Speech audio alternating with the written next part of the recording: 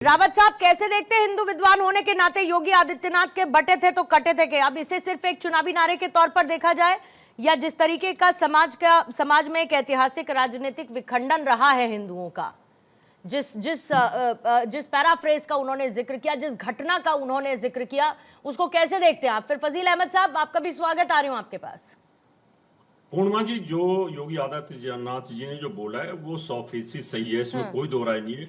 जब भी आप बटे हैं तब कटे हैं, इसमें कोई दो राय नहीं है। लेकिन मैं कुछ चीजें जरूर सामने रखना चाहता हूँ। मैंने सबको सुना है। मैंने कांग्रेस के प्रवक्ता जी को सुना, उन्होंने कहा कि वहां पर आडवाणी जी गए थे, हिंदू सम्राट गए थे, वहां क्यों चले गए जिन्ना की मजार पे जाकर के। भाई मैं पूछना चाहता हूँ, इंदिरा गांधी बाबर की मजार पे क्यों जाती थी? क्या जरूरत थी उनको? नेहरू जी उनकी मजार पे क्यों जाते थे? क्या जरूरत थी? उनको भी नहीं जाना चाहिए था, वो तो राम मंदिर कभी आए नहीं आज तक।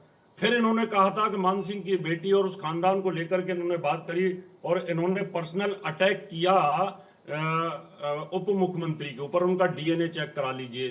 मैं पूछना चाहता हूं, राहुल गांधी का डीएनए चेक करा लीजिए और उससे पहले का डीएनए चेक करा लीजिए, आपको पता चल जाएगा। मैं पर्सनल नहीं होना चाहता था, लेकिन इन्होंने पर्सनल होकर के वो बात करी, तो मेरा दायित्व बनता है कि हिंदू धर्म पर ही अटैक करते हैं तो ये बातें आती हैं। फिर मैं इनसे ये पूछना चाहता हूं कि इनके दो नेता बड़े, नैयर साहब और दूसरा सलमान खुर्शीद, ये पाकिस्तान में जाकर के वहां गोलगप्पे खाने गए थे क्या? उन्होंने क्या जाकर के बोला था कि आप कांग्रेस की मदद करिए और इस बार बीजेपी को हटवाइए। इन लोगों को शर्म नहीं आई उस समय पाकिस्तान की मदद मांगने के लिए? हंसने से क्या होगा? बातों का जवाब तो आपको देना होगा। और पूजा मिश्रा जी ने कहा था कि दलितों के साथ, अरे आप दलितों के रखवाले कब से हुए? आपने तो दलितों की मसीहा मायावती को गेस्ट हाउस कांड के अंदर मार दिया होता, वो तो ब्रह्मदत्त द्विवेदी ना होते उस समय तो वो मार दिया होता आप लोगों ने। और आप पीढ़े की बात करने लग गए। आप पीढ़े की बात करने लग गए। फिर आप कहते हो जी आपने चंदा चोरी कर ली। सबसे बड़े डकैत तो आप लोग हो, सबसे बड़ी डकैत तो कांग्रेस है, समाजवादी पार्टी है। सारे मंदिरों का पैसा सरकार ने टेक ओवर करके उसको हड़प रखा है, तो आपसे बड़ा डकैत कौन होगा? आप उसको छोड़ दीजिए। फजील अहमद साहब, पैसा आप ले रहे हैं, उसको छोड़ दीजिए। इसलिए पूर्णिमा जी, इन लोगों को खुद को अपने अंदर झांकना चाहिए। उसके बाद हिंदू धर्म के ऊपर बोलना चाहिए और योगी जी के ऊपर बोलना चाहिए। फजील अहमद साहब, बड़ा अनफॉर्चुनेट रहता, देखिए आप, दिक्कत क्या है कि जब भी हम लोग आप लोगों से बात करते हैं तो फिर घूम फिर के बात इसी पर आती है कि भाई आपको वोट बैंक की तरह क्यों ट्रीट किया जाता है। मैं आपसे ये समझना चाहती हूँ कि क्या लग रहा है आपको, क्या समझ में आ रहा है, कौन आपका अपना सगा, कौन आपका अपना पराया? अगर आपको लगता है कि समाजवादी पार्टी आपकी अपनी है तो उसके साथ चुनाव लड़ने वाले कांग्रेस के और उसके नेता इमरान मसूद का बयान कुछ अलग है कि अखिलेश को मुस्लिम नेता बोलने वाला बर्दाश्त नहीं होता, तो कहां पर हैं आप लोग साहब? पूर्णिमा जी, एक टीएमसी की सांसद है साइनी घोष, जानती होंगे आप, सांसद है जी। वो शिवलिंग पर कंडोम चढ़ा के वीडियो डाले थे। अच्छा, उसको लोग सर माथे पर बैठा ले हैं, भाजपा के लोग सिर माथे पर बैठा ले। बोलने में तो वर्जित नहीं है आपके यहाँ फजील साहब। अब आप बीच में बोलेंगे तो फिर आप ही बोल लीजिए। मैंने तो कहा अगर आप हमारी जैसे आप सबकी चुप होकर सुने हैं। नहीं, मैं तो बस इतना कह रही थी कि मैं तो बस इतना पूछना चाहती थी कि बोलने में तो वर्जित नहीं है आपके यहाँ, नहीं होगा तभी आप बोल रहे हैं। आप थोड़ा सा, जैसे आपने सबको टाइम दिया, बोलिए, अच्छा बोल लीजिए। हमको भी बीच में टोकेंगे तो दिल की बात कहिए साहब, दिल की बात कहिए, बोलिए। साइनी घोष ने कंडोम पर, शिवलिंग पर कंडोम चढ़ा के वीडियो डाला, अपमान किया, ये लोग सर माथे बैठा ले उसको। नरेश अग्रवाल ने सदन के अंदर पूरे सारे विष्णु भगवान, शंकर और राम जी का अपमान किया, उसको ये लोग सर पे बैठा ले हैं। ठीक है। वो परेश रावल को सर पे बैठा ले हैं। हनुमान जी को नवीन ने क्या बोला? सलमान अरे थोड़ा धैर्य रखिए ना, आप परेशान हो जाते हैं रावल साहब, तो बता दो उसकी, आप इतना परेशान हो जाते हैं। रुकिए ना, हमारे बात आप बोल लीजिएगा। वो आज, अरे हमारे बात बोल लीजिएगा तो बता दो। रावत साहब, आपको हिंदुओं के हमारे बात आप बोल लीजिएगा। हम नहीं, रावत साहब बोलेंगे। रावत साहब रुकिएगा प्लीज। सर तन से जुदा कर दिया कन्हैया लाल। रावत साहब रुकेंगे, रावत साहब रुकेंगे। कैसी स्थिति के अंदर है? ठीक है, रावत साहब रुकेंगे, बोलिएगा। फजील अहमद साहब जल्दी बात पूरी कीजिए। पूरा देश में 40% सांसद और विधायक लोग कमीशन ले रहे हैं, भ्रष्टाचार में डूबे हैं, सब तो हिंदू है। और पूरा हाईवे बन रहा है, सभी हिंदू हैं। और उद्घाटन के दूसरे दिन धंस जा रहा है। वक्फ बोर्ड में उद्घाटन के दूसरे दिन धंस जा रहा है। 167 रुपया पेट्रोल बिक रहा है देश के अंदर, 167 रुपया। हिंदू को भी तो उतना ही रेट का मिल रहा है। हाँ। और भ्रष्टाचार का हालत यह है कि थाना में हिंदू, तहसील में हिंदू, ब्लॉक में हिंदू, रेलवे स्टेशन पे हिंदू, ट्रेन में हिंदू, सब जगह हिंदू है। लेकिन इतना भ्रष्टाचार है कि हिंदू हिंदुए को लूट रहा है। अच्छा। अभी देखिए, हिंदू बच्चों को मार करके इतना मारा कि गाड़ी पलट दिया और स्कूल बंद करना पड़ा। कांवड़ यात्रा में पूरे उत्तर प्रदेश के स्कूल बंद पड़े, बच्चों की पढ़ाई रुक गई। ये सरकार कहाँ न हिंदू की है, न मुसलमान की है, न सिख की है। अच्छा। ये अपने मतलब की आ रहे। ठीक है। भगवान राम का चंदा लूट के खा गए ये लोग, और सारे मंदिरों का दान पेटी। ठीक है, तो बीजेपी तो दान आपकी पेटी है ही होता नहीं, है ना। चलिए ये मान लेते हैं। रुकिए ना, अब हम जान रहे हैं कि आपको बुरा लगता है। नहीं, मुझे बुरा नहीं लग रहा है फजील अहमद साहब। अब आपको क्या बताऊं, अब आपको क्या बताऊं कि मुझे हेडलाइंस दिखानी है। आपकी भी बात का मैं बुरा मानने लग गई फजील अहमद साहब, तो यकीन मानिए मेरा सुबह से लेके दिन का अंत तक खराब जाएगा। अगर मैं फजील अहमद की बात का भी बुरा मानने लग गई तो मेरा सुबह से दिन शुरू होगा और रात तक खराब जाएगा।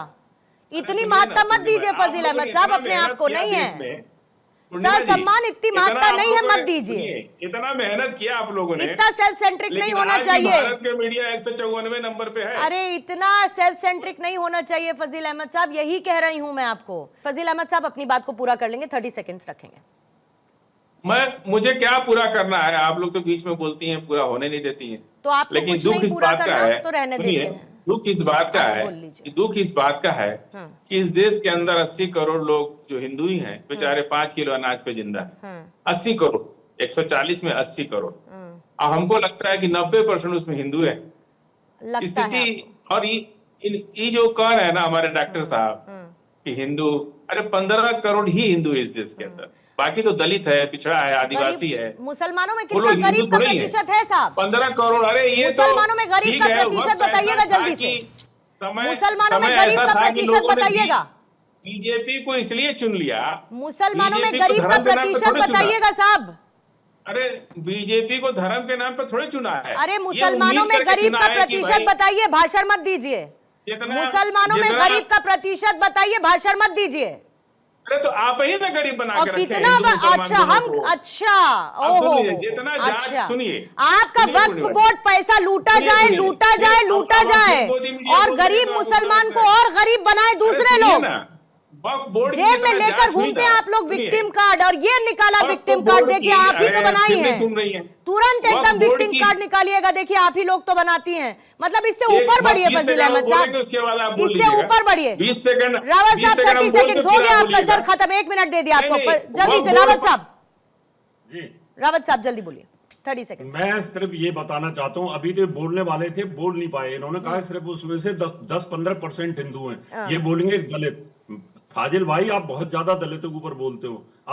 आपको याद होगा जोगिंद्रनाथ मंडल जो कि मुस्लिम लीग और जिन्ना के साथ पाकिस्तान गए थे और 3 साल के अंदर जान बचा के भागे थे। वहां जो हाल आपने दलितों का किया था पाकिस्तान में, वो किसी से छिपा नहीं है। और हिंदुस्तान के अंदर भी जो कन्वर्टेड है, आप जैसे जो दलित थे, उनका भी बहुत बुरा हाल है। आज मेरे पास समय की बाध्यता ज्यादा है रावत साहब, ठीक है, ज्यादा ठेकेदार मत पांडे जी।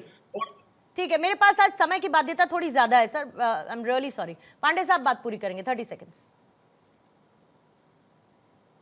अनम्यूट कर लेंगे पांडे साहब।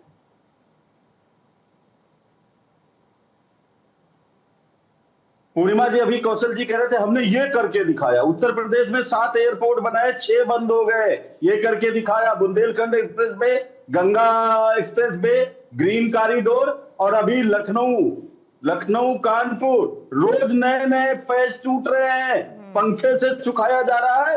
ये करके दिखाया इन्होंने।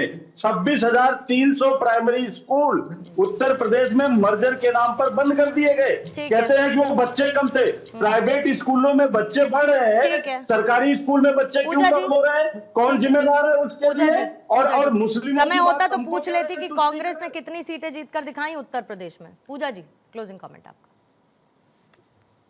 पूर्णिमा जी, पिछले 10 साल में सरकार ने कोई काम ऐसा किया नहीं जिसको ले जाकर के जनता के बीच में जाए। इसलिए जो है लगातार ये आड़ ले रहे हैं कि मैं कभी धर्म के नाम पे बात करूं। हालांकि धर्म के नाम पर भी इन्होंने भगवान श्री राम जी के मंदिर में चोरी की है, बटुकों की शिखा खींची है, वोटों से मारा है साधुओं को और जो है घसीटा है। और जो लॉ एंड ऑर्डर की बात करते हैं, लॉ एंड ऑर्डर को तो हम इस कदर देख रहे हैं कि पत्रकार अगर इनका करप्शन उजागर करते तो गोली मारकर हत्या, अगर ब्राह्मण है तलवार से काट करके हत्या, रोज विध्वंस वीडियोस आपको देखने को मिल जाएंगे। छात्र सड़क पर है, 30 सेकंड, उससे एक्सीड मत करिएगा। कौशल कांत जी 30 सेकंड जल्दी से प्लीज।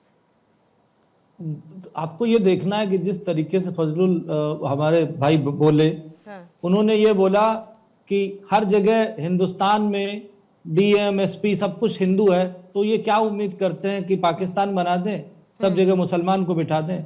अरे भाई, आपका जो रिप्रेजेंटेशन है वो होना चाहिए, आपको पूरा मौका दिया जा रहा है। और शर्म तो ये आनी चाहिए कि जिस तरीके से समाजवादी पार्टी और कांग्रेस पार्टी ये कह रहे हैं कि 85% हिंदू नहीं है, उस पे समाजवादी पार्टी और कांग्रेस दोनों चुप बैठी हुई है। इसी से इनका असली कैरेक्टर समझ में आता है। इन बयानबाजियों के साथ 27 का काउंटडाउन तो शुरू हो ही चुका है।